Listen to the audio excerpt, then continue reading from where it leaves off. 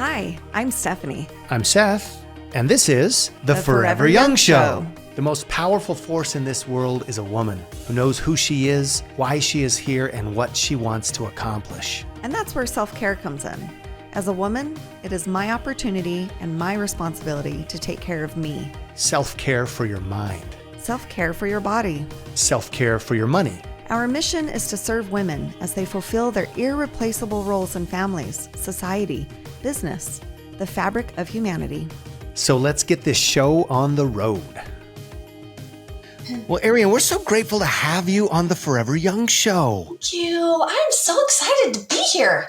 Such a neat mission you guys are doing. I love it. Thank you. When we talk about this mission, when we talk about championing women, I'm always very quick to say we're not empowering women because they already got the power, right? But supporting, championing, hyper focusing on women. This show is intended to be a weekly dose. It's not injectable, by the way. Okay, it's not injectable. Okay. Oh my goodness, I said that for RFK. Let's make America healthy again. Right. But this is a weekly dose of like your best friend. That's what we want this show to be from a self-care standpoint. So thanks for being part of the best friend, the bestie conversation. Yes. I never said bestie until I met this woman and so we started doing the show. And it's like I've had to say the word bestie like 1,700 times, and I'm sure all the women are like, please just stop honey. It. Nobody's twisting your arm. Okay. I've always secretly wanted to be in the bestie circle. The BFF club. Oh my goodness. This is funny. So, Arianne, what are you most passionate about right now? And what are you doing about it? Okay, so I have three major passions at this moment. And my first is Jesus, of course. I'm wearing my shirt. It says, freaking love Jesus. Oh my goodness. I love Jesus. So I need that. Okay, I will send you one. I've been having them made because it's just my favorite thing in the whole world. There's a whole story behind it. So I love Jesus. And I love my family. I absolutely love my family. I'm married and I have three beautiful boys. 20-year-old, 18, and an 8-year-old. And I don't want to say they're my life because I think we need to have life out of, family, because I think as women, especially, we find a lot of our identity there. And guess what happens when we become empty nesters? We get very depressed. And so anyway, so love my family. And then my biggest passion at this particular point that has blessed my life is meditation. It is something I found. It was 2018. I don't know how many years ago was that. Not a math person, but anyway, in 2018, and it's changed the whole course of my life. And so that is one thing. And my mission is with women, obviously. I mean, my husband does the meditation with me, but the classes that I teach and retreats I do are mostly women. So, and that's what I'm doing about it. Like, my family is my first priority, and so everything is time and season. I have a little 8-year-old, but as much as I can, I am trying to get this message out because it's so beautiful and has blessed my life. So can you share with us how it has blessed your life? So, so I've always been into self-development since probably I was about 18. I actually blame my dad for that. One time I was at dinner with him. I was a very, very, very negative person. I did not like myself. I thought I was, just everything. And I was talking to my dad, and my dad used the term G.I. Joe. And I was like, he's like, have you ever heard of G.I. Joe, Arianne? And I was like G.I. Joe? Like, I don't know what G.I. Joe is. And he's like, garbage in, garbage out. And I was like, oh, and he's like, you are so negative. And I don't know if we just had never talked like this before. I was down in Provo working at a hair salon, and he was down just visiting BYU, Provo. And anyway, So I guess first time we really talked, I don't know, like that. And anyway, that began the beginning of my journey. So I have been on a self-development journey my whole life. I come from Because of G.I. Joe. Because of G.I. Joe. Which, honestly, when you first said that, I thought, does he not, like, if it's a girl, it's like G.I. Jane. Oh, G.I. Jane. Jill. Did she just say G.I. Jill? And I was like, is she saying G.I. Joe? I still, seriously, I mean, I remember that from being like 6 years old. Real American hero, right? I remember the taglines. So garbage in. So G.I. true, Jane, though. not G.I. Joe. Yeah. Garbage in. I was like, so is Arianne? She was like a Tom Joe? Like, was she wearing? Were you wearing camo at this moment? Probably. I don't know. Yeah. No. Yeah. But true. Garbage in, garbage out. Garbage So true. in, garbage out. And little did I know this was going to start a path for me that was going to be lifelong. So this is 18. I'm now 49, and I've just been on this path. And I've done multiple things. I've done lots of self-help classes. I don't know if you guys have heard of Impact or PSI. I've taken just lots of classes and done lots of things and started learning about the law of attraction. And Leslie Householder, have you guys heard of her? She wrote a book called Hidden Treasures. So anyway, just been on this path, very into health. Well, the reason why also is because I come from a background of lots of mental health issues, lots of emotional and mental health. My mom was very sick when I was growing up. She was, bipolar, manic depressant. And so my belief system is that we carry a lot of that with us, feelings buried alive, never die. And so the things that we struggle and have built as a young person, youth, little child, carries all the way through us to our adulthood. And until we shift that, we have, different ways of behavior and how we react and how we feel about ourselves. So anyway, so I have dealt with depression and anxiety and all of these things all my life. And I think that's why this negativity was always coming out, probably when I was talking to my dad, and why I wanted to start this journey. And so getting to meditation. So I had done all these. Can I ask a question, Arianne, though? Yes, please stop me. We don't want to stop you. We just want to. We want to fuel the fire. How did you take it when your dad? I mean, that's a pretty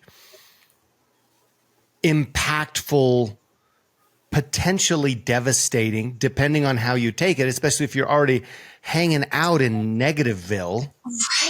Right? Like, how did you take this as an 18-year-old woman? That's a great question. I'm like, man, can I remember back then? So my memory, I feel like I took it pretty well, because when my dad pointed something out, I was so unhappy. I was so unhappy. And I just graduated from high school. I'd just been to beauty school. And I think I was just so seeking. I'm like, why am I so unhappy? Why is my life, I was questioning every move I was making. And I think, it was just a very God moment in my life that for my dad to give me some awareness. And, that's also one of my biggest messages is awareness can change us. When we have awareness, we can change. And so I think I took it pretty well, because I remember going home that night and starting a journal. And this is what I started writing. I am beautiful. I am loved. I just started doing positive affirmations, because that was the only way I knew how to start the beginnings of changing this. I didn't know. My dad had actually told me about a book. One thing about me, I don't read. I have tons of books, and I always recommend books, but I just almost I go in and find what I need. And then I'm like, oh yeah, that was the best book ever. But I have read very few books from beginning to end. But I thought the name of the book. I thought you said the name. You said, you said something, I had this book, and then you said, one thing about me I don't read. I'm like, the name of the book? sorry. like as soon as you start talking about positive affirmation, you said the book. I'm like, okay, it's going to be one of these 4 books, right? And No, I'm like, sorry. I've never heard of one thing I've never. That book. Way to clarify. I can't even remember the name of the book, actually. I think I carried it around for me for years, but I don't think I ever read it. But it did. Positive, You're right. positive affirmation by diffusion, by osmosis. Right. If I you just held it to my heart. what they say is you are the sum total, right? You're the sum total, or you're the average of the 5 people that you hang around most Yes. with, right? Which is a very interesting principle. You are more, you're the average of the 5 books that you carry around with you, that even if you don't read them, like, right? Grab all y'all grab the Bible right now. All y'all grab the Bible, just carry it around. Like, I want to try this experiment. We're going to call it the Bible bag experiment. And you're going to get a little sash. I think we should have them. We're going to print them with the Forever Young show. And you're just going to carry it. We're going to provide this. Oh, this is for the people who count how many times we say the word blouse. A good We're going to send. We are going to send you. We are going to send you a little bag. Okay, we're going to have probably a small copy of the New Testament or the Old Testament. Maybe we'll do the whole thing, and we're just going to ask you, carry that book around and don't even read it. This is called the Spahr system of positive thinking. Arianne Spahr, she developed this years ago. That is so funny. Oh my god! I like it. I think it could work. I think it could. It's placebo. I'm serious about to try it. I'm serious about to get. Have a control group. Yeah. I'll be the first test group. Like, hey, what's that? It's a book I'm not reading. It's a book I'm absorbing. Oh my goodness. I love it. So anyway, you started writing back to the journal moment. I love ad libs, so that's kind of just how it is. I love ad libs. It's the best. So you're there writing positive affirmations, which is probably something a little foreign to you. Yeah, it was very foreign to me. I didn't. Yeah. And I wish I could remember how I started doing writing them, but I do remember going home that night and doing that. And then, and then it's just been line upon line, precept upon precept. I think from there, Heavenly Father has given me a little bit here and there along the journey. So beautiful how he works like that. Right. Yeah. I'm so grateful. So grateful. So I was into this started out there, and then I did all this other self-development work. And in 2018, my husband and I decided that we were going to move to Gilbert, Arizona, to take our boys there to go to school. And during that time, we had just started we have a business, but we were launching a new business. And there's lots of things were happening. The reason why we were going to Arizona was for one of my sons, because he was struggling. And when we got there, I felt like everything just started going backwards. Like our business was not doing well. So financially, my husband was like, pull back. Like, we can't even make our house payment. There's all these tricky things happening. My son was struggling. My father-in-law died. I mean, it felt like the perfect storm. And I was having all these really hard things happen. And my brother was getting married, and we went to his wedding, which was in California. And there was some family relationship things that were happening, and it was just like something broke. And we were driving from my brother's wedding from California to my father-in-law's funeral in Utah. And my husband, and I couldn't stop crying. I started crying and I couldn't stop crying. I don't know what the definition of a nervous breakdown is, but I felt like I was having a nervous breakdown. Mm-hmm. And when we got to the funeral, my husband talked to one of my nieces, and he was like, I do not know what's going on with Arianne, but I am really worried, and it is not good. And anyway, I was able to compose myself and do the funeral. And I cannot remember how I got home, but I got home earlier than my husband and my kids. And the darkness, there was a lot of darkness that started to set in. I don't know if either one of you have ever been there, but this only happened when my boys were little, I had this happen another time, but it was so dark that I wasn't planning to kill myself. I hadn't planned a death, but I wanted to die. Like, it was that dark that I was like, I just want to die. I just kept talking to the Father. I'm like, I can't handle this. Why have I done so much self-development? I've tried to eat well. I feel like I've done everything I know to do. And and I'm not getting the result I'm looking for. And so then I wrote a letter to God. I don't know if you guys have heard this. You write a letter to God, he writes you back. And I was writing a letter to him. And when I wrote him back, I wrote, if you will meditate, you will heal. And that's how I got into meditation. I'd been hearing about meditation before that, because I feel like another big tipping point in my life started when my son Jefferson was born, which was 8 years ago. And anyway, there was a lot that was going on with that also. But so that's how I got into meditation and felt how I was directed there. When you say meditation to people, right, you have this skill set to guide women into peace, into, I was about to say nirvana, but into a new mentality. Mm-hmm. But what is their reaction when you say, and the answer is meditation? Well, I hear a lot of people tell me, I meditate. That's what a lot of people tell me. Meditation right now is a big buzzword, and everybody is just seeking, I think, to find a place of peace.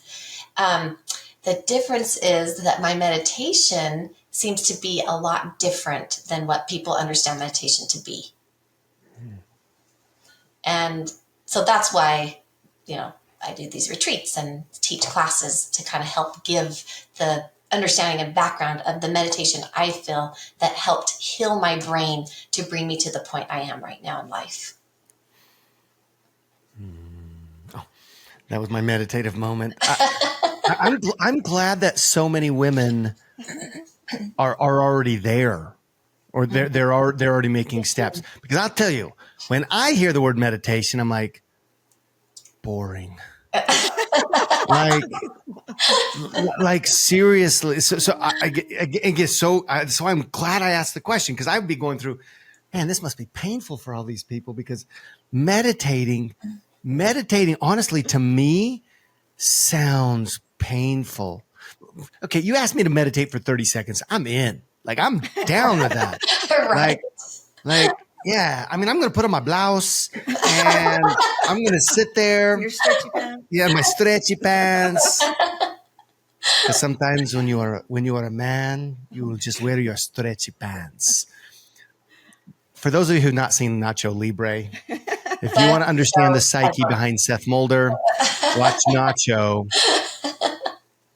and you will understand one of my loves in my life. One of the lower loves, Stephanie, is my love. And I'm rooted in Jesus. Can I say that? But I love Nacho. Anyway, I'm glad that so many women are already comfortable with the concept of meditation, and I'm wired a little differently. Like, I'm go, and I know I need to slow down. I actually did 100 days of yoga earlier this year, 100 consecutive days of yoga, and it calmed me, like, in ways. And then ever since that 100 days, I focused on a few things like breathing, but I pretty much ditched my yoga routine, and I'm like talking to myself, and you know what? I'm coming back. I'm coming back. I think that's interesting that you're like, oh, it's so boring. I'm not going to say that I haven't had those thoughts myself. Absolutely. When I did go to your retreat, I was like, oh, okay, this isn't boring. Like, it had a purpose. And my favorite one was the guided one. I can't remember the gentleman's name, but it's called the release technique. The release technique. I think so. And I was amazed at how much it brought up, and I was able to work through it and process it. I love it. And I think a healthy amount of people probably start where you are too, like until they get a little more education or experience from it. Then it's like, Absolutely. okay, this is actually needed. Even if it does feel boring at the beginning, then you can feel the power of it. And my first thought was when you said that was, yeah, you're probably one of the types of people that actually needs it. Because you are so go, go, go, go, go. Yes. Your nervous system needs a little bit of that. Yes. Hey, let's slow down. Let's relax. Let's actually feel our feelings and process them instead of constantly having something to do. Instead of running those feelings over like the roadrunner. Beep, beep, you know. Yes. Yes, absolutely. Absolutely. Yes. So maybe we need to do 100 days of meditation. That would be cool. That would be cool. You can do it, Seth. You can do it. Yeah, absolutely. Totally could. Well, you know, I'm totally open to that because intellectually, I know that there can be great. You can discover new things about yourself. Mm-hmm. Intellectually, I know that there's a piece, you know, and I'm actually in a shift in my life right now where, hey, for me to do 100 days of yoga, right? And thoroughly, that was a shocker for me. Let's be honest. yeah, and I found it, you know, and I was absolutely committed. I did not miss a day. There was a day that I fell asleep and I woke up at 3 a.m. and technically it wasn't the next morning. So I did my yoga routine at 3 a.m. and then went back to bed. Right. Yeah, he was very committed. But I was committed and I really enjoyed it. So I know there's something there for me. To me, it's because I'm so focused on things that I want to accomplish. Right. Meditation Absolutely. can often seem counterintuitive. Absolutely. And in reality, there's a book written by Emily Fletcher, and it's called Stress Less, Accomplish More. And she talks about this meditation. It's this. I'm thinking it's the same one the same class that I took. I feel like kind of everyone's, not everyone, but a few people take this class and then kind of branched out and done their own thing. But that's exactly what I've seen is that you can accomplish so much more and your stress levels change. And the idea behind also meditation is it's a shower for the mind. How often do we shower our bodies? You know, what would happen if we didn't shower our bodies for a while? You know, it's the same thing with the mind. You know, meditation is a shower for the mind. And they have scientific proof that when you sit in silence for 20 minutes a day, you know, if you want quicker results, twice a day, it changes the pathways in the brain. And that is why it's so healing, is because it starts to get rid of all that old garbage and allows your brain to make new pathways. Powerful. I love showers. like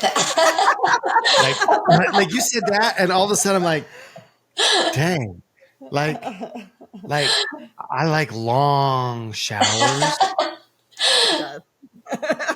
You might like a long shower for the mind. I'm in. I'm taking off my blouse and I'm doing a shower for the mind.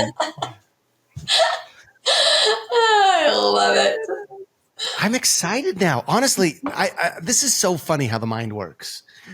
Like when you talk about meditation, I'm like, Arianne, I think you're fabulous, by the way. But I'm like, great, let's talk to women about meditation, but I do not want to meditate. But taking a shower for the mind, now that sounds relaxing, right? That sounds enjoyable. Now, so can you kind of take us there? Like give us a little crash course. And maybe that's maybe that's not possible because it's teach us the fast way to meditate, right? Hey, I will tell you this though. The first thing that came to my mind when you said that 20 minutes of meditation and the shower, I'm like, Great. Can you teach me how to do that in 2 minutes? I figured something like that was going through your mind. Accomplish more. Yeah. Well, I can kind of tell you like how it, what you do. It's the most forgiving process. It's basically, it's really important to find a mantra. And a mantra is a vehicle for the mind to de-excite the nervous system. So that's why you have a mantra. And often it's a word that you're, not familiar with. So you wouldn't do like, I am happy. There's Hindu words and there's Hebrew words.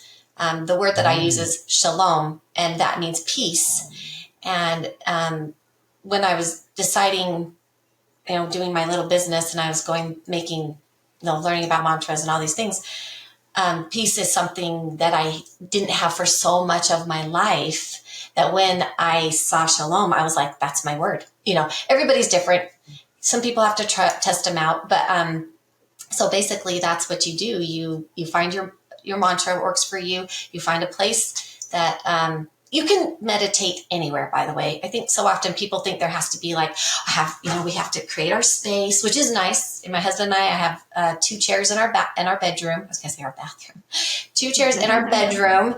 And most generally that's where we both meditate. But I travel a lot. And so I do it all over the place. It's just, you want to just make sure you're comfortable, and you set a timer, and it's usually for 20 minutes.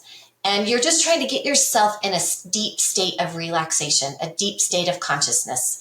And it's hard. I'm not going to lie. It took me 6 months. And I had a life coach at the time, and I remember I kind of was hitting, that 6-month mark. And I said to her, Suki, I think I'm actually kind of liking meditation. She's like, you've crossed over. So they call it that. They actually have a name for it. It's called the crossover. And some people, it doesn't take that long, because this was my first time meditating. Well, okay, that's a little bit of a lie. I had tried 3 different other types, but I couldn't stand it. And it was really hard. And anyway, so I didn't stick with any of them. And I think after being compelled to be humble, whatever you want to call it, and I decided that I was going to do this, I was all in, anyway. So then I didn't give up, but there were days that I just kept opening my eye and looking at the timer, because I was like, oh my gosh, it's not like 3 hours. It's only been 3 minutes. It took a long time. And I heard a quote also during this time, and it was, the purpose of meditation isn't to get good at meditation. It's to get good at life. And that's why I feel like this process is so forgiving, because if you're having results, don't worry about what's happening during meditation. And that's what was happening with me. I was seeing results. Very quickly, I started seeing how I was handling situations and so anyway, but that is, that's pretty much, there's a little bit more to it, obviously, right? But yeah, it's a pretty forgiving process. You ladies continue. I'll be back in 20 minutes.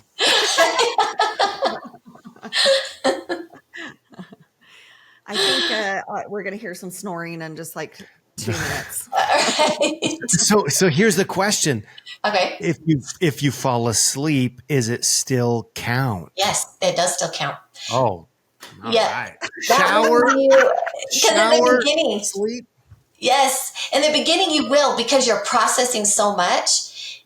Some people cry. There's just different ways people process. But I remember hearing that, like, you might fall asleep and it's not a big deal.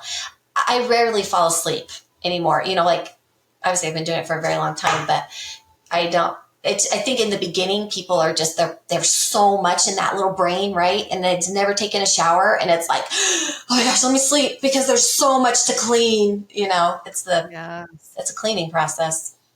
That's funny. I was actually just thinking about that. The few times I've done meditation, it's so hard to keep your mind from wandering and like just thinking about all the random things or things you need to do, or, how like different relationships that are struggling and how you want to help fix it, or, whatnot. And so, it's a challenge. And it's normal. They say, unless you're a monk, and you know, like, or meditating 50 million hours a day or whatever, you're going to I still have thoughts that come, and then you just let them go. You just, oh, thank you for coming. Goodbye. It's just not focusing on them. Yes. So the idea is to just continue to repeat in your mind this mantra. It's just to help a place for your mind to be focused. As because you're still going to have thoughts come and go. I'm amazed at how we can still, multitask in our brain? Like how, I'm still saying my mantra, but still all this stuff is coming, and I'm like, okay, shalom, shalom, shalom, shalom. Cheesecake.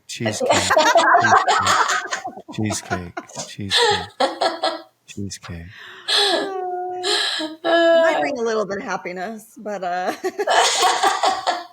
Is it important that you have to be in a place where you can't hear anything? Because like we're talking to moms here. Hello. No. Like, yeah. Don't interrupt me. I'm in my meditation.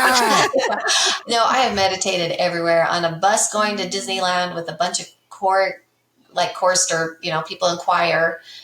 And when Jefferson was little, climbing all over me. I mean, it's just life, right? You do the best you can. And I mean, this is one thing that when you are meditating, like when you come out, you got to make sure you come out slowly. So if someone does jump on you and startle you, then you just have to take yourself back in and then, come out slowly. But I've had all kinds of things. Jefferson pounding on my door.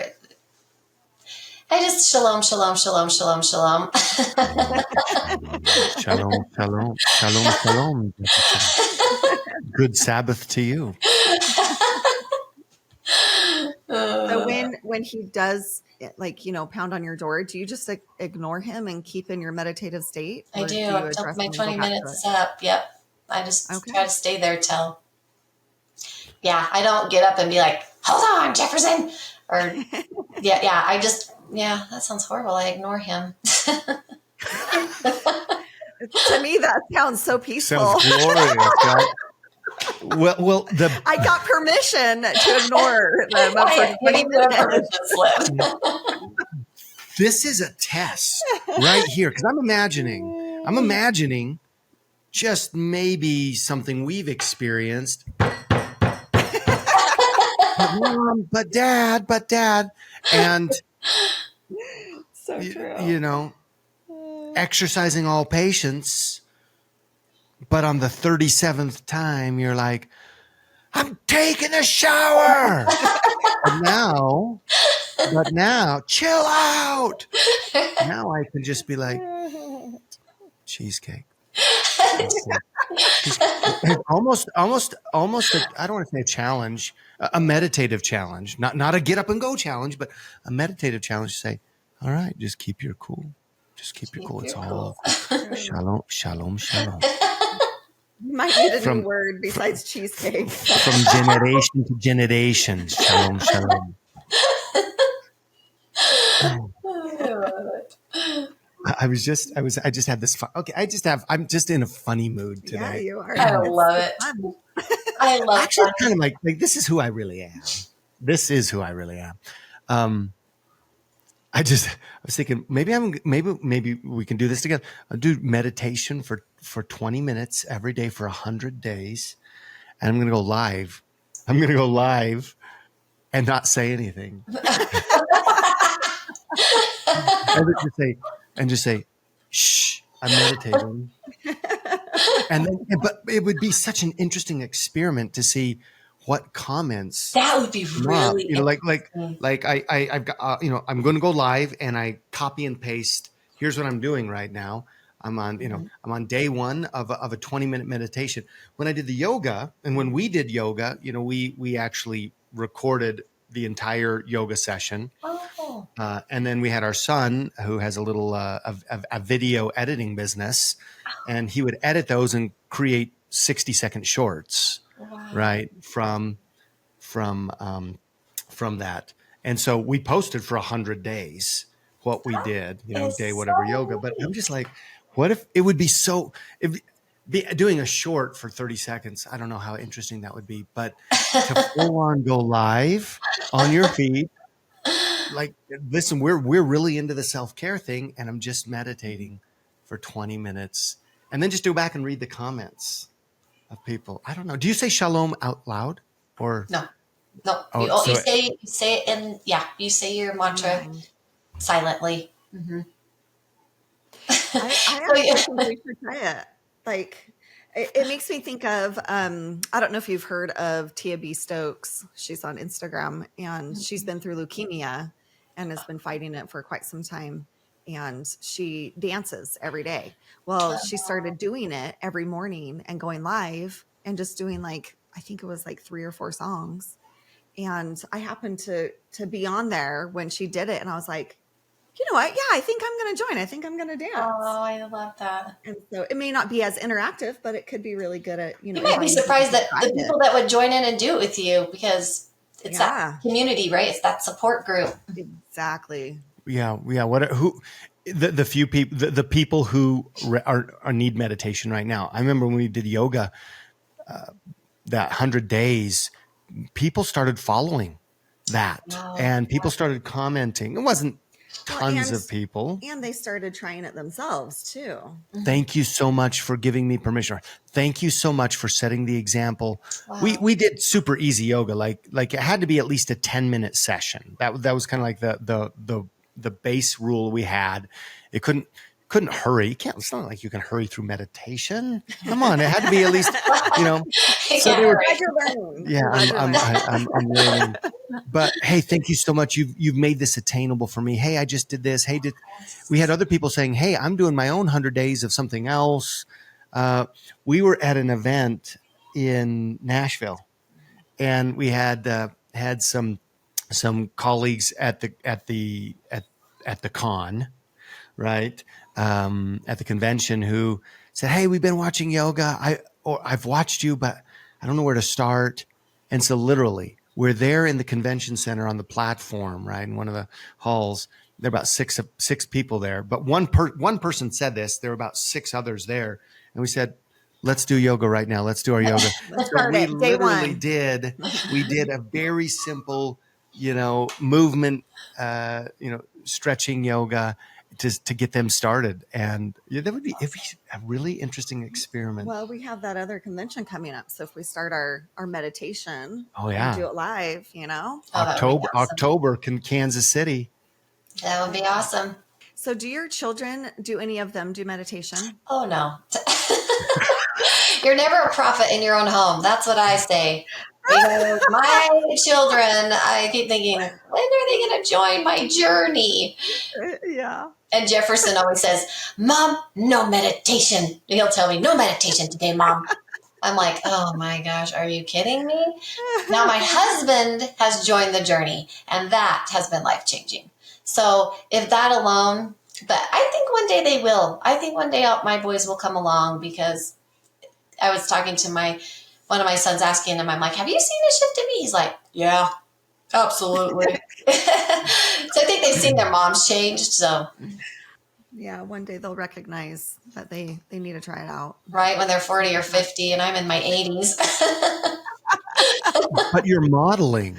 The beautiful thing, Arianne, is you are modeling self-care. Thank you. You're modeling your personal joy. Absolutely. And it doesn't have to be their joy, but modeling the process is actually foundational, because whether they do meditation, and yes, they may come to meditation because they've seen that most closely. Sure. But that becomes a synapse. That becomes a synapse connected in the brain that what mom is doing is working, right? She's making time for herself. She has boundaries. She cares for herself. She is number one in her life, right? And I can't yank on that cord, that bell to say, feed me, or, she's going to take care of herself. I think that's absolutely beautiful. Well, and it's so impactful, and you're passionate about it. And so you're helping to teach others. And I think that's also a great example. Yeah. Yes. Can I tell you guys the 4 things that I learned at this class and that I have seen? Just because thinking through this with my boys, I was like, so when I went to this class, I'm sure he said other things, but these are the 4 things that I dealt with. So those, of course, are the things that stuck out to me. But he said it would be anger management, it would be anxiety medication, depression medication, and marriage counseling. And those were the 4 things that were very, very hard that I'd been dealing with for a very long time. And I don't have any of those anymore. Like, I don't have depression. I have ups and downs. Is life hard? It's stinking hard. Do I deal with it now? Absolutely. I don't. It's so funny. I was thinking about this process before starting with you guys, and normally I'd probably go like pee like 8 times or something, like in my past, anytime I would travel, anything, I'd be like sweating bullets. I've got to go pee 50 million times. I mean, I'm pretty sure I had major anxiety. I was like, oh, I don't have to pee. Like, this is a good thing. Like, I'm always gauging my anxiety. I don't know if I have to pee or not. Is that horrible? But so, and I do it right before every podcast. Oh my goodness. I do. You do. I'm like, whether I really have to go or not, I'm like, I have to go to the bathroom. That's funny. You never made that connection. I didn't. Anyways. That is so funny. And so the anger, I did know I had major anger issues. Mostly it was towards my husband, bless his heart. I mean, he was just the closest thing to me. And I guess I just always wanted to poke his eyeballs out. Like, it was just this running rail of like, I'm going to poke your eyeballs out. Like, just the anger. And is that why he wears protective glasses? Probably. Yeah. You were awkward. He's a few of them. The next time I see him, if he's wearing like protective sports goggles, I'll know it's been one of those days. You'll know. Arianne was angry. Oh, so funny. And then marriage counseling. Like, Jason and I had been to several marriage counselors, and we talk about this often because we are both great individuals. He's a red, I'm a blue. There was just a lot of miscommunication and not understanding. And I don't know, but we started meditating, and our marriage is better than it's ever been. Do we still get irritated? Absolutely. Do we still have to work through things? But we were at a point for about 15 years of, like I was like, I just think the only way out of this is divorce, Anyway, not really. I don't think we ever would have, but it was that hard. And I remember right after we were meditating and we'd started seeing some results, Jason gave a talk in church. And the first thing he said was, my marriage was hell for 15 years. I was like, oh my gosh. and it was so fun. I mean, it was so, but it was so cool because I think it was the first time we gave talks in church, and I talked about depression, and it was the first time we were authentic, like truly authentic. And afterwards, we had so many people come up to us and thank us. And even, the bishop was like, this is one of the best some of the best talks we've had and so it was so cool because I think when we started this journey of authenticity, of meditation, things shift inside of you. You can't help. And so anyway, that was our marriage, 15 years of hell. Anyway, so, but I love how real that is. I really love how real that is because marriage is hard. You were saying, we still have our spats. I'm like, our arguments are like, yeah, because you're married. Right. You're breathing. Because you are with this person, right? Right. Who operates differently than you and, whose little emotions. You said anger management. You said anger. And so, of course, I'm going to Inside Out. And I'm seeing the little red guy. He's my favorite guy. I love Joy. Like, I love Joy because I feel like I super connect with Joy, right? That's kind of just how I feel like I live my life. Right. But I love the little anger guy. Like, I just love him. He's just so cute. He's cute, but he's volatile, right? Yeah. Yeah. Well, so this is super cool. So Jason just gave a talk in church again. And for the first time, he said, "I'm married to the love of my life." And it was so cute. When I was in the audience, I was like, yes. And he was like, "I saw you do that, Arianne." And I thought, wow, like, I can't believe how far we've come to marriage, 15 years of hell, to I'm married to the love of my life. I'm like, we've made progress. Because usually people go in the opposite direction. I married the love of my life, and the last 15 years have been hell. Right. Yeah. What a testament of how meditation, how it can heal. Just hope. Yeah. I think we are a message of hope, because I didn't have hope for a lot of years. I felt the heavens were close to me. I was telling Jason this last night. I was like, I even felt like, what did I do wrong? What did I repent of that I ended up in a marriage like this? Because I had always been the person that was like, I went on a mission because I was going to have a good marriage. I lived the commands because of this. Like, I had strings attached to everything. And when those strings didn't attach how I thought they were to attach, then life was over, right? Like, what did I do wrong? Why doesn't God love me? Why doesn't he hear me? Well, little did I know that Jason was the best thing that ever happened to me, because he was part of my self-development journey. Because of Jason, that's another reason why I started to dig inside for truth, because I knew, again, I think this is Heavenly Father helping me understand these things, but I knew that if I divorced, that I would just attract the exact same thing. So if I don't switch things now with him, I was just going to marry the same type of person. So, I feel like through our journey, we've had these little nuggets of, truth that have kept us going. And so anyway, so grateful. Can I tell you, I'm so grateful. Talking about how you guys got up and were very real and authentic in speaking at church. I saw this reel the other day, and it's this woman, and did I send it to you? I don't know if I did, but she's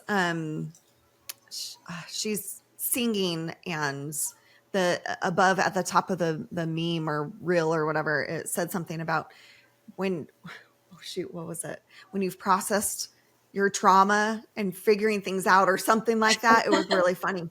And so she's just sitting there singing, and she's talking about, how she's done drugs and how she's been promiscuous and how, she's eaten the food. Lord, I've eaten the food, so much food. And, it did not bring happiness. And like all this, it was stinging hilarious. I'm laughing my guts out. And I probably watched it at least 5 or 6 times. Oh, I love it. And then to see, the backup singers behind her, and one of them was just like, at the end, she's like what? It's like, not a confession. But then I started reading the comments. See, sometimes I feel like I can find so much from the comments, right? Whether it's good or bad. Sure. But, sure. And somebody said, because there were a lot of people that were like, "Ooh, girl, like, this is not confession time," and all this stuff, like, "Oh, we know a little too much about you," or different things. But then this one comment really changed my perspective. Because I'm not going to lie, I was a little bit like, oh, some of the things she said, I won't even say it on here. And this comment. Apparently there was more than just, I ate the food. But this comment was, it's interesting that a lot of people want to be a safe place, and they want to say you can come to church and you can talk about these things. But then once they are set over the pulpit, so many people like retract, and they're like, "Oh, I'm uncomfortable. Oh, we can't talk about this." Absolutely. And it really, really made me think twice. Like, yes, that should be one of the safest places that we can talk about our struggles and also our triumphs. Absolutely. Because it's for the sick, right? Not the whole. I used to. It's not for the perfect. It's for the sick. It's not for the perfect. We should be having people who smell like smoke. You know what I mean? We should be having all of that. Yes. Come and love Jesus. That's what I say. Yes. Freaking love Jesus. I love him. I freaking love him so much. I did too. That makes me think of our previous guest. She's freaking amazing. Stacy. I'm freaking awesome. Freaking awesome. I love that was her. That was her.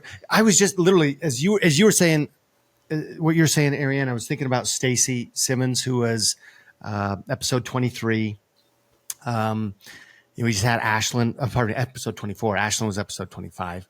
And I was thinking, we are having the most amazing conversations. Arianne, you've just like the first, I know we're only a third of the way through.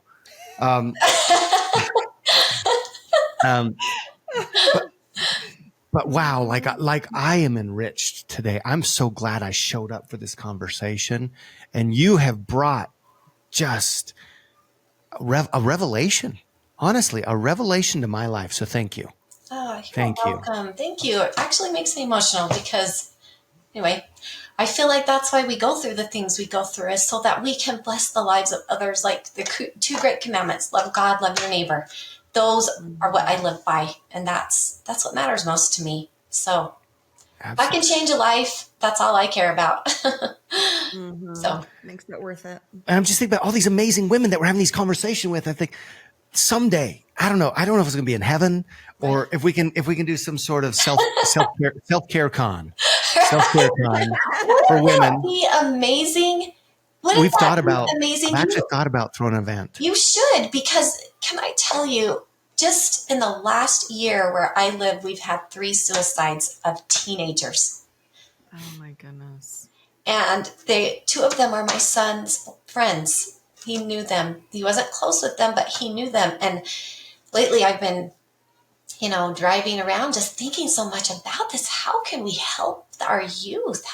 And I do believe it goes back to self-care, self-development, learning to put tools in our toolbox so that we can combat these different things, like controlling these mind games that are so real and so constant that I'm not good enough. Why are you even here? What is, anyway, and I don't know what people are told in their home either. I don't know the abuse that happens. I don't know any of that, but I do know we can come back from all of it. I do know that.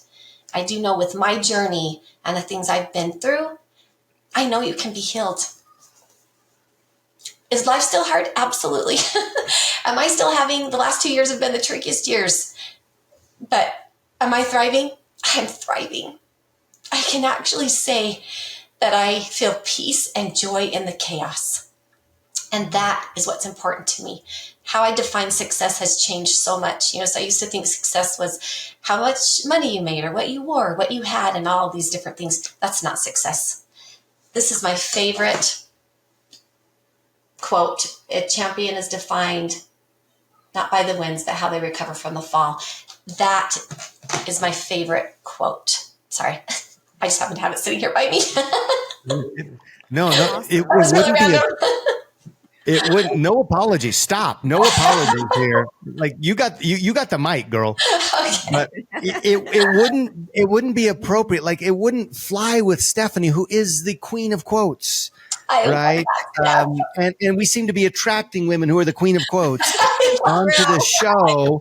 So if you didn't hold up your plaqued quote, then it's like we can't call her back.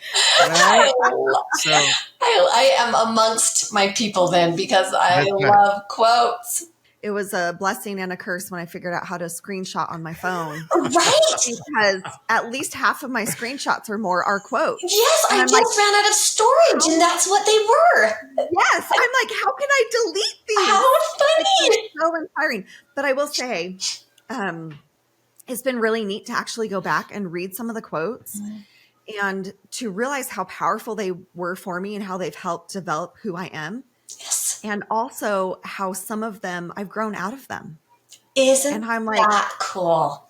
Okay, I can delete this one because it doesn't have the power that it used to have for me. And I need to make space for the new quotes that are going to come in. I love that. I love that. Absolutely love that. That's a new way for me to look at quotes now too. Because I need to delete a lot. My husband's like, you got to delete some of this. I'm like, oh, I don't know Tell what me to about it. Tell me about it. But now, Steph, thank you. You've given me, okay, now I can go and do some de-junking. Yes, you're welcome. You just, I don't need this anymore. I don't use this piece of furniture. Yeah, right. I don't need this for comfort right. or inspiration. Yeah. Right. And sometimes if I do feel like I have the time and the capacity, I've started just a binder that has lined paper in it, and I can write down quotes that I do want to keep, I love and then I that. can delete them. I love that. No, I haven't done it in a while. That's what my phone is full. But I do have some quotes floating around in a binder. And the answer is whenever you upgrade your phone, just get more storage. Right. Get more Right. storage. Oh, I love it. Well, I want to hear the story behind these freaking Love Jesus shirts or this Yeah. whole thing. You said there's a story there. I'm like, Okay. that was the first question I wanted to ask, but I'm glad that we've taken the pathway that we have, the journey that we've had this morning. Okay, perfect. So my son Jackson is on mission in Boston, Massachusetts, and He's serving full-time a full-time evangelizing. mission, yeah, Right? yep, for the Church of Jesus Christ of Latter-day Saints. And I've always told my boys, like, of course I want him to serve a mission. I think it's an experience you can never take back. Or, How old is he? He's 20. He's 20. So I've always told my boys that, it's your choice. I want you to go to serve Jesus. I want you to go because it's the right, not the right thing to do. That's what I said. I said, I don't want you to go because it's the right thing to do, because you're supposed to. And, and I want you to go because you want to go. I want you to go because I want you to go serve Jesus. I want you to go because you're all in. And so it took my son 2 years to decide. At one point he was like, I don't know if I'm going to go, Mom. And I'm like, okay, I just wanted to support him where he was at. And then one time we were driving and he said, Mom, I think I've decided to go. And I was like, okay, anyway, just so cool. So when he gave his farewell talk, it was just so real and raw and authentic. He didn't write anything. He just got up there. And I think instead of bearing his testimony, I can't fully remember, but his very last words were, I freaking love Jesus. And it was so cool. And of course I was like, that is so cool.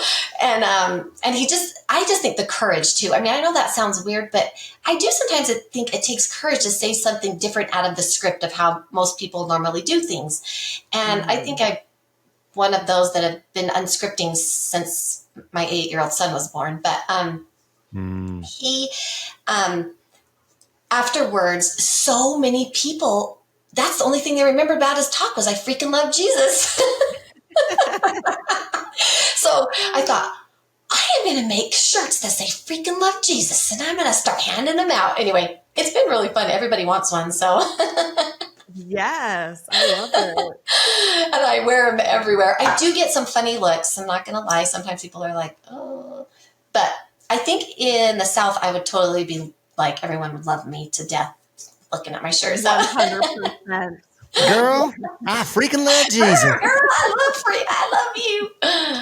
Anyways, though, that's a story. But I hold it close to my heart, obviously, because it's my oldest son. And all 3 of my boys are adopted, and that's its own journey of itself, right? So everybody has their journey and everybody has their stories, but love my boys.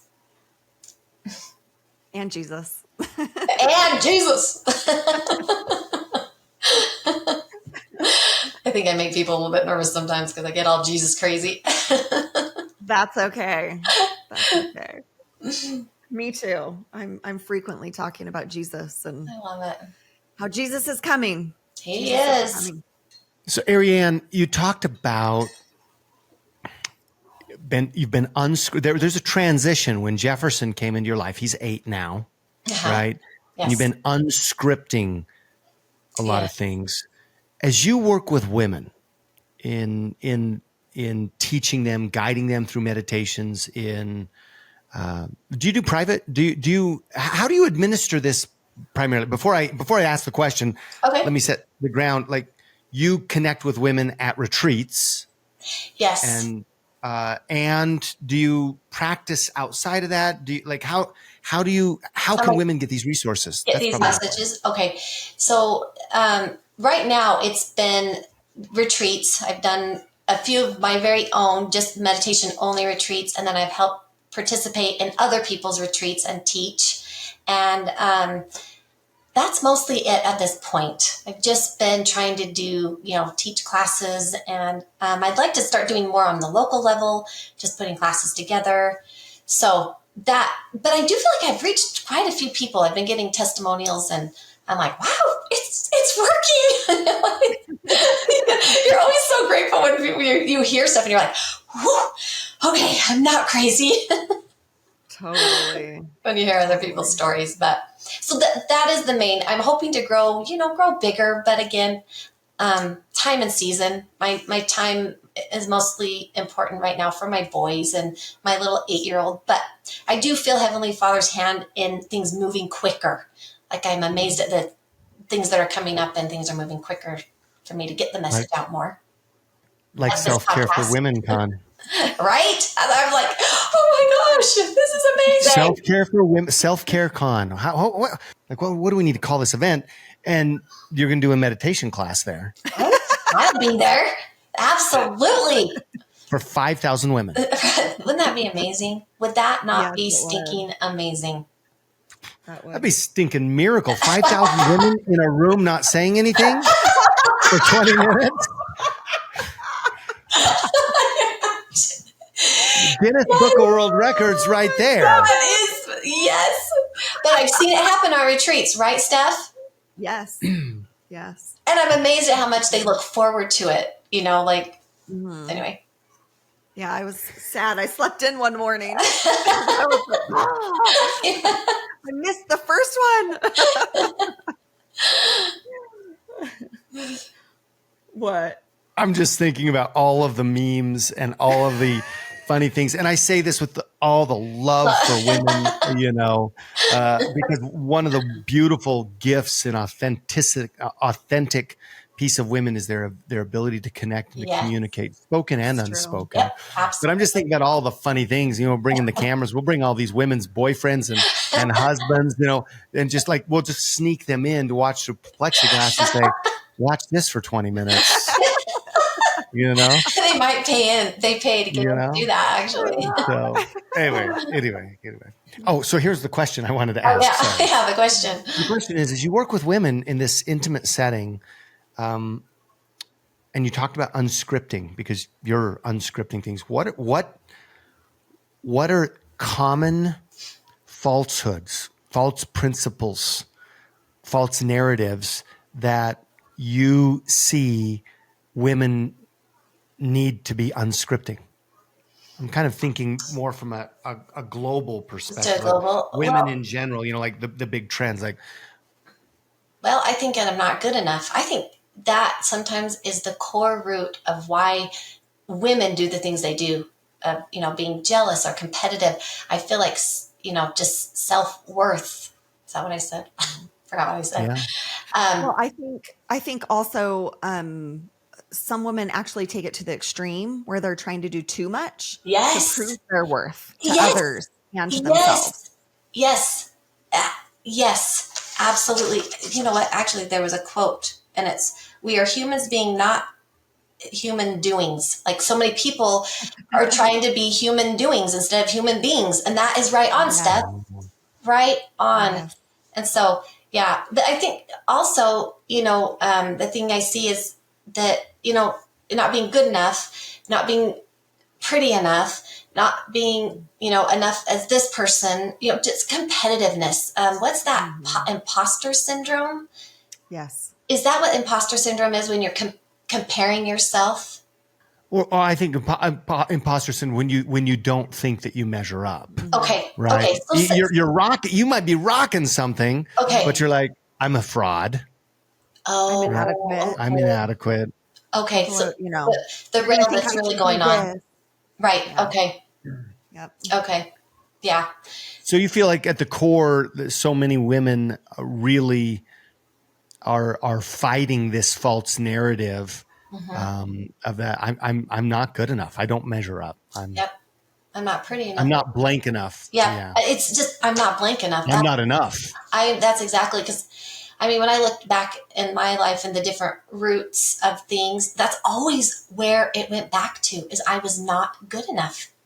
Always. And I remember my mom saying, why are you never good enough? Or why is your, self-esteem so low? And I was like, I don't know. At that point, I didn't know. I didn't know why I struggled so much. But I mean, I do feel like that's a big one. It might not be number one, but it's a big one. That is a huge one. I'm thinking of all these different quotes. You're like, I'm not pretty enough. I'm not. And I'm like, oh, I've got a quote for that. Oh, I've got a quote for that. Or like the being, the doing, the being, the doing. Human beings, human yes, doing. Yes, thank you. Even that, like, it made me think of a quote that I've, read for years, and it hit me so hard the first time I read it was, if you're too busy to pray and read your scriptures, then you're busier than God intended you to be. Oh, yeah. I love And that. I'm like, whoa, it's so true. Yeah. Well, I often think we stay busy because that's a medication of some sort. That's what keeps us from keeping, thinking about our situations or thinking about ourselves or thinking about what's going on. Like, I feel like it's a self-medicated thing. And, when you start to really find the silence or the forth from within instead of your, out here, that does start to shift, and I think that quote of what I said about stress less, accomplish more, like you really do. I mean, it's amazing. Anyway, amazing. That's actually what this doctor, naturopathic doctor that we're working with right now. And do you remember her saying that to you? I just ignored it. How busy? She said something to me? Are you being serious? Dr. Jane, shout out to Dr. Jane. Yes. So because she's like, okay, look at your schedule, because talking about, something's got to give so that you can give more to your family or give, you know what I mean? Do you remember segmenting your day and saying, can you do like a hard stop at a certain time so you can give more time and attention to your family? And then she talked about how that would actually give back more to your business if you were to. Totally counterintuitive. Doesn't work that way. My husband would probably agree with you. No. This is me. And yesterday was an anomaly. Yesterday was a unique day. But, Steph, you had some friends over, and I had been gone with our younger girls for 4 hours getting buffalo meat at the Buffalo Ranch up in the mountains. And I brought home like 5 buffalo hearts, was packaging them all. It was amazing. Anyway, so it's 10 o'clock at night. No, it's like 10:30 at night. And I'm literally doing business. I'm on my phone doing business, leaving messages and stuff like, so, you going to wind down today? I'm like, yeah, right now. Good night. But I'll say something really interesting about this conversation. We actually we had Dr. Catherine Darley on the show from the Pacific Northwest. She is a sleep doctor, naturopathic sleep doctor. Very insightful conversation about sleep, which is kind of and I love to sleep. I love to sleep. I love sleep. I love sleeping in church. I love sleeping during the short talks. I love sleeping during the long talks.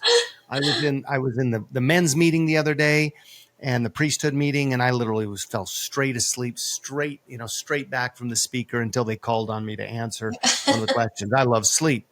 I will say, whoever came up with a quote, "Sleep like a baby," has never had a baby. Because when you have a baby, you don't sleep. You do not. I want to sleep like my husband. Right? You should do that one, Steph. Sorry, go ahead. No. I love. But having said that, I like. Listen, if I have to stay up late, if I have to grind to stay up late and then get up early because I'm heading to the gym to play basketball at 6 a.m. So I'm up at 5:25 and I get 6 hours of sleep, so be it. And I'm going to keep this short. But since that podcast and a hamstring injury, which has kept me off the basketball court, I don't know if that's God. Honestly. Yes, you just answered your own question. Because if I hadn't had that hamstring interest, do you know Like, Yes, I do know. I'd just be saying that was a nice podcast. And, so I went to bed at 11:30 and I got up at 5:30, and that's just the kind of, we grind. Like, that's what you do. That's what we do. That's what you do. Right. That is true. That's what I do. That's not what this chick does. Right. Like, I'm like, it's 9:45. Where is that girl?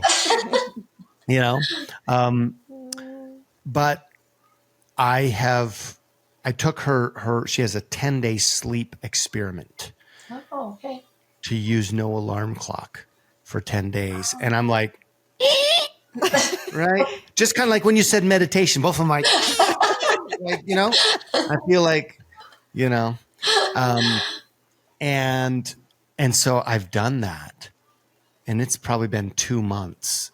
It's been miserable because I haven't played basketball in 2 months, right? I'm still healing this hamstring.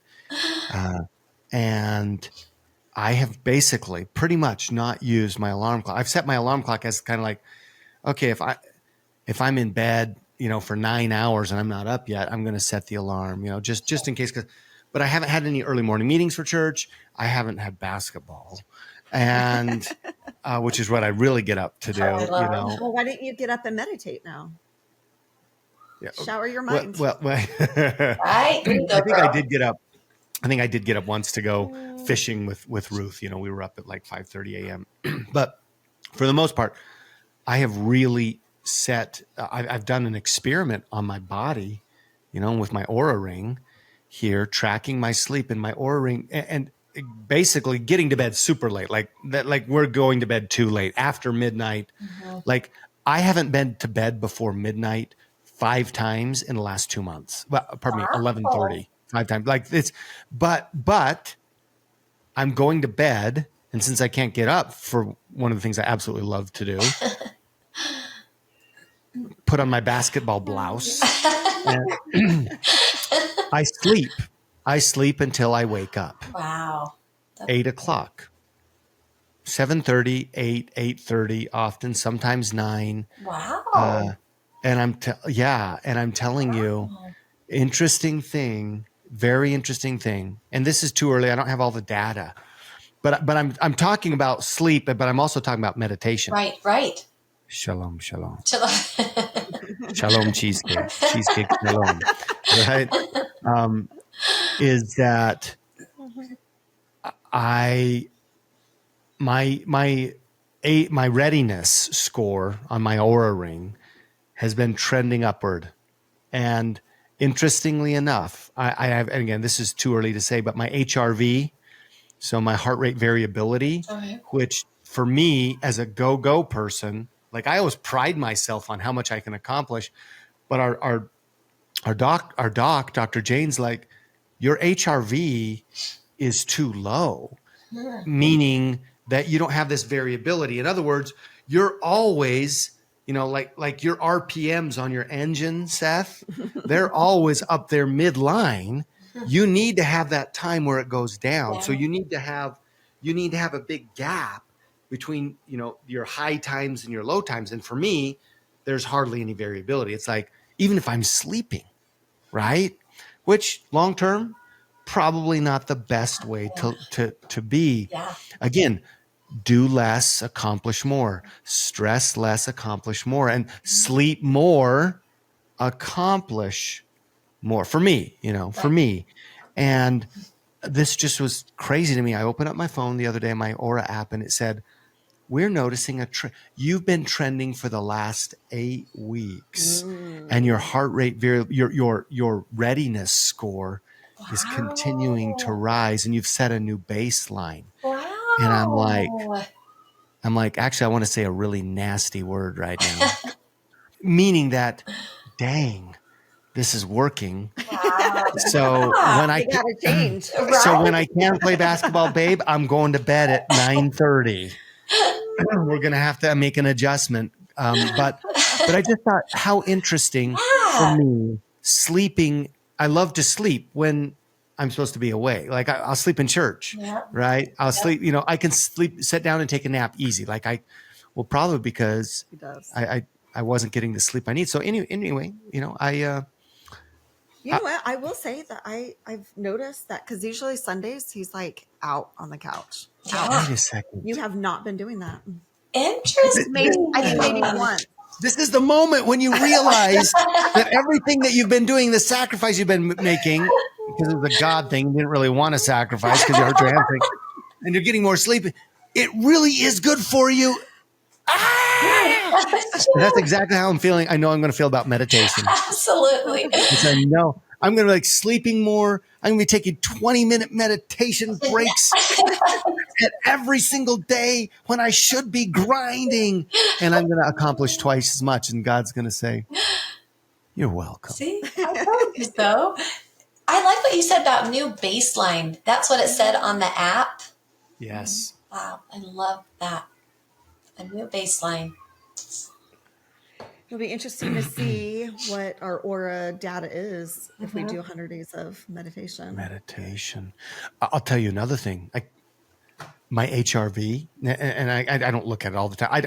I'm gathering this data, and I'm so busy right now that I'm not even looking at it most of the time.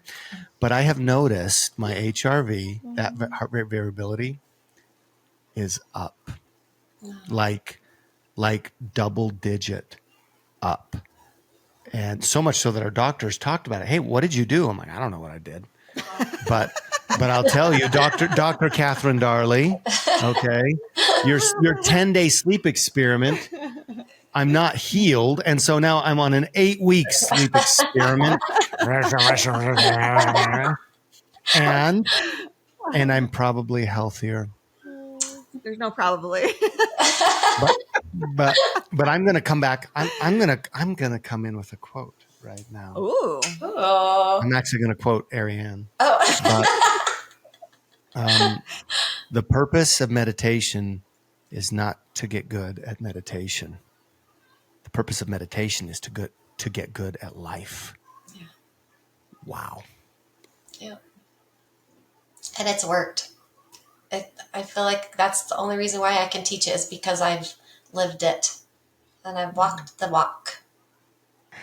I'm remembering something from when you came back from one of the retreats that you do, right? That you've been on, and you were with Arianne, and you were talking about meditation and talking about like, I don't remember how like 20, like do you do longer meditations too though? Like, or is 20 minutes kind of like? I just do 20 minutes. I mean, oh, good. You can. No, you're like, oh, good.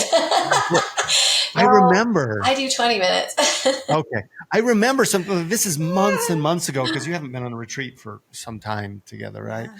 And I remember you talking about meditation. All I just have is this memory is like, that is an awful long time to meditate. You're talking about Marianne, but now it's only 20 minutes. So I'm like, okay, maybe I could probably do 20 minutes.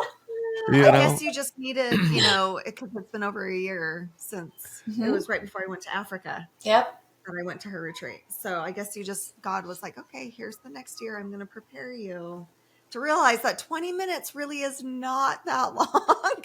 No, it's, and if you do it first thing in the morning, I do it first thing. I literally roll out of bed and that's the first thing I do.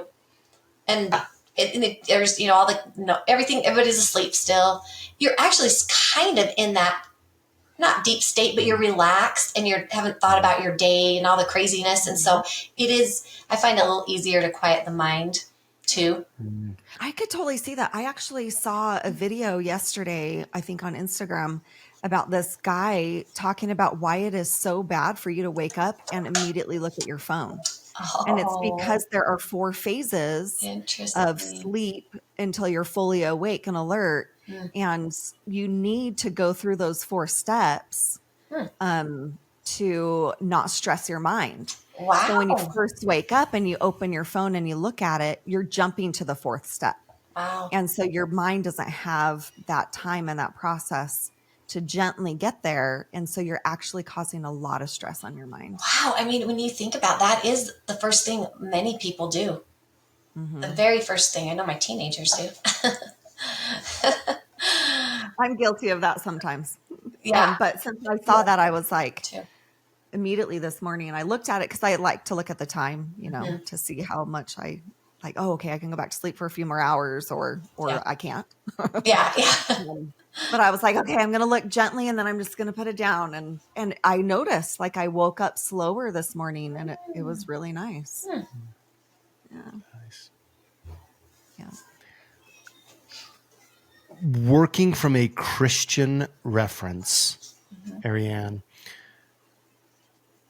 there within Christianity, have you run into any resistance being a freaking love Jesus on your t-shirt, but meditating Hindu words? In this case, you're actually meditating Hebrew, but you talked about mantras, like that's so foreign to people. There's more quotes coming out from church leaders in the Church of Jesus Christ of Latter-day Saints talking about meditation and being silent. And there's a book that's been written. I'm finding that everybody wants to do it. Like, I'm fascinated at the different retreats I've done with other people, and they're so excited to come learn about meditation. One thing that I felt as I was developing my type of meditation is that I did feel like I wanted to do a faith-based meditation. So that's why I did do the Hebrew words and the Hindu words and give people the option to choose what they want. I do believe there's good in all things. Absolutely. I am the most open-minded person, and I will find what works for me and let the rest go. I don't get caught up, on the little things. And so I don't feel like I've had a lot of pushback yet. I mean, who knows, right? But let's take that shirt. Let's take that shirt to the South. Right. And they're going to love that. But I wonder if you might get a little kickback. Might get a little kickback on the meditation thing. Maybe not. Hopefully not. Again, I don't know. Yeah, it's, I just was out in Alabama and did a little meditation class for my sister-in-law and her two daughter-in-laws. And they were both excited about it, but they're both from, let's see, Utah and Arizona. So I guess they're from the West. But I wondered if their husbands were like, what in the heck? Because they're all from Alabama. So, yeah, I'm not quite sure on when my husband and I very first went and took our class, he was very worried that it was going to take the place of our religion. Like, that was one of the first things he brought up. Yes, one of the first things he said to the facilitator. He said, well, I don't want this to take the place of my religion. And the facilitator said, this has nothing to do with religion. This is actually going to bring you closer to whoever it is that you worship, right? Like, it's not about religion per se, but I do believe faith-centered, Christ-centered. I'm always going to go back to Christ. That's just who I am. And so I will always bring that to the plate. Like, when I teach my meditation classes, we always start with prayer. I feel like that's very important, allow the Spirit to come in and help you through this process. And if you need downloads, because often when you're done meditating, you can possibly receive some personal revelation and write that down, or anyway. So I know you've got another booking here, so we got to end. But all these questions are I'm like, I'm getting excited about this. Want to do another episode? We can. Yes. So here's my question: How when you teach a class on meditation, like, how long does that take? Do you take people through a meditation? Yeah, absolutely.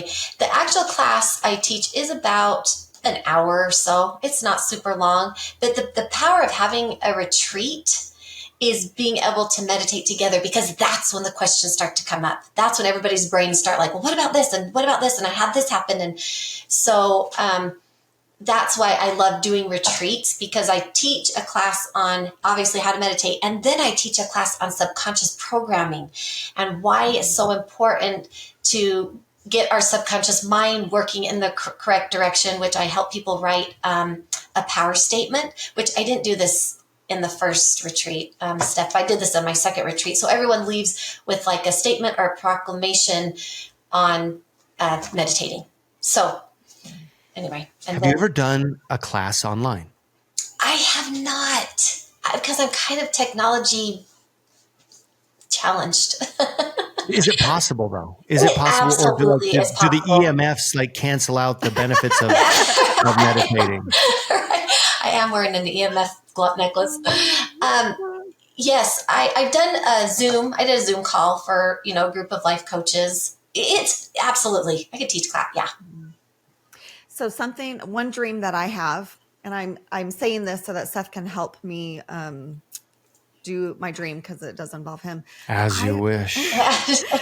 I would love to do a couples retreat. Yeah, you've been saying that for years. Meaning that it's coming. Absolutely. It's coming. It's like it's kind of living on the mountain. It's a rock underneath the soil, and it keeps on. Our mountain grows rocks, and so it's coming to the surface. Yeah. So, and I'm just thinking about how beneficial it was for your marriage to do meditation. And I'm like, oh my goodness, we could totally do this at a retreat. Absolutely. For couples. And the cool thing too was I started doing it and Jason didn't get on board for quite a while, but he saw changes in me. And so then he got on board. Yeah. Man, results driven. But it's interesting because he saw these changes in me, and it was interesting how our marriage was still shifting because of the changes that were taking place in me. And then when he's, obviously started meditating and the changes started shifting in him, it was just like, it's just been great. It's been awesome. Do we still have our trials? I don't want to ever put an expectation out there. I'm all about intention, no expectations, because life is hard. It's never going to stop being hard. Trials and challenges are for our benefit.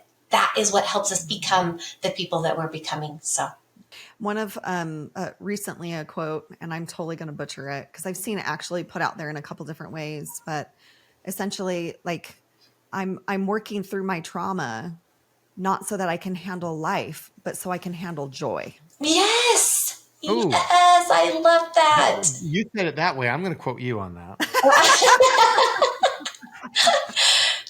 Yes. That's exactly.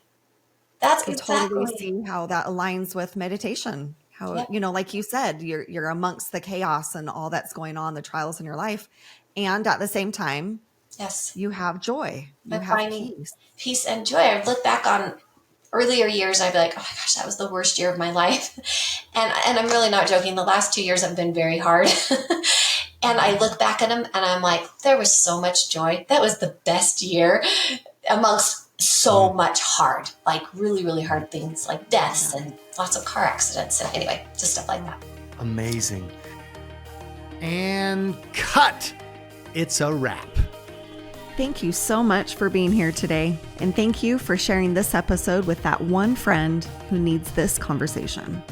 Thank you for all the ratings, the reviews, the comments, and especially the support. We so appreciate you. Now, if you want to take a peek behind the curtain and be the first to know about special previews, backstage updates here at the show, and especially some private collection content that doesn't come out in the regular show, be sure to join our VIP community at theforeveryoungshow.com.